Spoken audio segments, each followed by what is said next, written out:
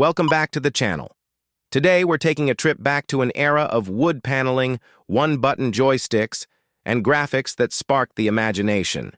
We're talking about the legendary Atari 2600. This wasn't just a game console, it was a cultural revolution. It brought the arcade into our living rooms, inspired a generation of developers, and forever changed how we play. But how did it rise? And what caused it to fall? Let's dive into the pixelated past. To understand the 2600, we have to rewind to 1972. Nolan Bushnell and Ted Dabney founded Atari, and soon after, they released Pong, a simple game that became a phenomenon. Suddenly, video games weren't just for computer labs. They were everywhere. But Bushnell had bigger dreams, bringing games home. While early home consoles existed, they were clunky, preloaded, and forgettable. So in 1975, Atari began work on a new system. Its codename? Stella. The vision, a console that used interchangeable cartridges, a groundbreaking idea. Led by engineer Jay Miner, the team battled cost and tech hurdles. But in 1977, they launched the Atari Video Computer System, later known as the 26000. It wasn't an overnight hit. At $199, it was pricey. And the games? Decent, but nothing legendary. Yet.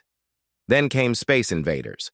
When Atari secured the rights to this arcade giant, everything changed. People bought the console just to play that one game. From there, it was a golden age. Asteroids, Pitfall, Yar's Revenge, and more lit up our screens. By the early 80s, the 2600 was the gaming system. Living rooms became battlegrounds, racetracks, and outer space. Its one-button joystick was simple, but magical. And for a while, Atari could do no wrong. But success brought problems. With so many developers flooding the market, quality control vanished. Two titles made things worse: a rushed, glitchy port of Pac-Man and the now infamous E.T. game, developed in just 5 weeks. Millions of unsold cartridges ended up buried in the desert.